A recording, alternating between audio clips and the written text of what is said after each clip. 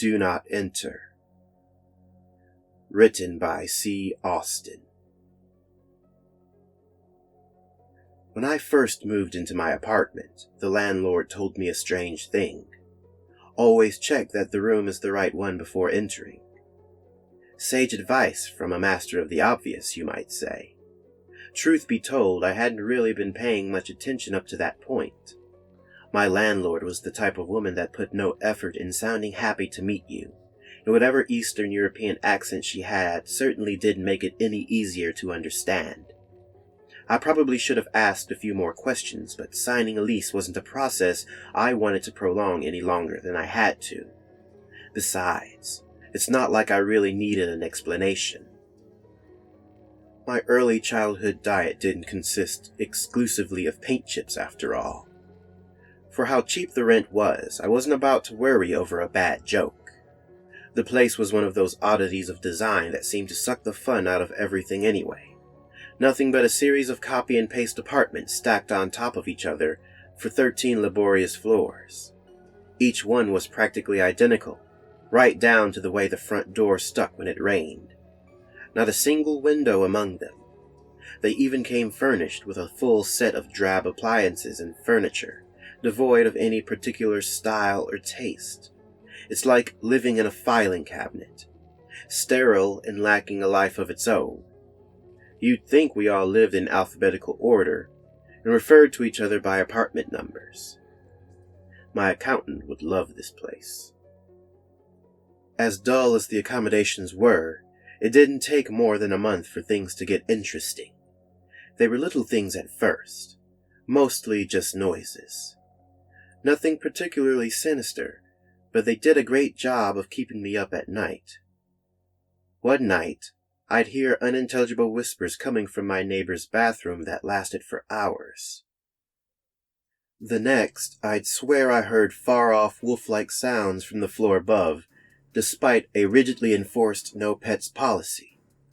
Once, I even caught the unmistakable sound of crashing waves on sandy beach from an apartment on the 6th floor. Occasionally, I would hear the noises coming from rooms in my own apartment. However, nothing would be out of place when I checked. I may have forgotten to mention that I live alone. It took a bit longer for anything really strange to happen, though.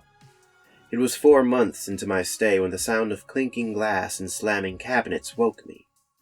It came from the kitchen, and I knew it had to be an intruder. I quietly slipped out of bed and grabbed the aluminum baseball bat I keep next to the door to remind me how I really should get more exercise. I must have looked absolutely ridiculous tiptoeing down my carpeted hallway to the kitchen with how much noise the intruder was making. When I reached the doorway to my kitchen, I chanced to peek inside. Sure enough, I saw a dark figure furiously rooting through my kitchen cabinets. Tightening my grip on the baseball bat, I flipped on the light switch. Lucky thing I did, too. Otherwise, I might have beaten an innocent old woman to death. My midnight intruder stared at the sight of me, her wrinkled face twisting into a mixture of fright and confusion. The unassuming dirty dressing gown and fluffy pink slippers she wore seemed an odd choice for a burglar. I recognized this woman. She was the old lady who lived 2 doors down from me. I had even helped her with her groceries that very evening.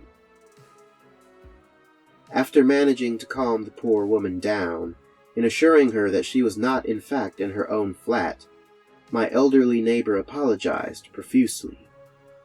She'd woken up in the middle of the night, craving a cup, she explained, and must have gotten lost in the dark, unlit building. How she managed to slip into my apartment without either of us noticing was beyond me. She must suffer from dementia because she was absolutely convinced that she should still be in her own. I don't think she understood just how close she came to a baseball bat to the head, and I wasn't in the mood to explain it to her. I tried to be as polite and understanding as I could as I escorted her back to her apartment, but something was bothering me. Something about the whole affair made the little hairs on the back of my neck stand up. It wasn't until I locked my front door behind me that I realized what it was. Before going to bed, I remember quite clearly locking the door from the inside. I racked my brain all night, but I just couldn't explain how the old woman could have wandered into my apartment without opening my front door. Having no one else to ask, I decided to bring the subject up to my next-door neighbor the next day. Cornering him in the hallway that evening, I had trouble broaching the subject. When I had finally stammered out my story, however, he seemed rather unsurprised by the whole ordeal. Apparently, this sort of thing happened all the time. Not just to the old lady down the hall, either. Almost everyone in the building had a similar tale. It was the doors, he said. They didn't always lead to the same place. Sometimes you would be facing a door that led to your bathroom, only for it to lead to your bedroom instead.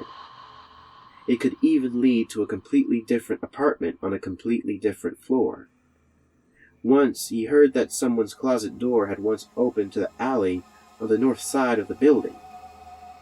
It was a pretty crazy thing to think your door could lead anywhere in the building without notice, but my neighbor seemed to believe that the phenomenon stretched farther than that.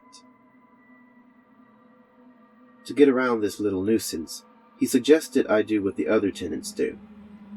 The generally accepted method was to make 2 marks on either side of each doorway in the apartment with a marker. That way you could tell if the room you were about to enter was the right one at a glance. If the 2 marks didn't match up, you were staring at a doorway to the unknown. At least, that was the idea. The old lady must have forgotten to check when she stepped into my kitchen, or at least not seen it in the dark. My neighbor seemed rather annoyed by the thought. He made it painfully clear that I wait for the door to go back to normal before using it. I should, under no circumstances, ever enter a room that shouldn't be there. Always check first. My neighbor experienced the anomaly himself in the past, but only as a mild annoyance. Even still, he was very adamant that I take the matter seriously. But how could I? Who in their right mind would believe a story as insane as this? Sure, it could explain how the old lady down the hall got into my apartment without using the front door, but it created all sorts of other questions. And the last thing I wanted to question were the laws of physics. Mass hysteria it had to be. A building filled to bursting with lunatics. In the end, I found it simpler to write my neighbor off as a head case and move on with my life. However, I did as he suggested. With a red Sharpie secretly borrowed from work, I drew a line on each side of every door in my apartment. It was more out of curiosity than anything else, or maybe I was just daring the universe to prove me wrong. Either way, after a few weeks, I'd gotten into the habit of checking if both marks were there before I entered a room. I saw it as a little inside joke. When in Rome, do as the wackos do. Eventually, it became a silly little ritual I would do to remind myself the world wasn't crazy. Just the guy next door. I'd been living in my apartment for a little over a year before it happened to me again. I'd gotten up in the middle of the night to grumpily use the bathroom, like I'd done many times before. I was on autopilot. On my way back to bed, I lifted my tired eyes to the doorway leading to the bedroom and grinned at the now familiar red. But I hesitated. There was only one mark.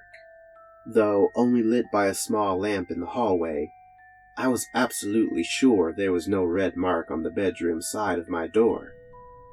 I stood there for a while, blinking sleep from my eyes and trying to stare the second mark back into existence. The bedroom looked the same as I'd left it minutes before, save for the missing mark on the doorway.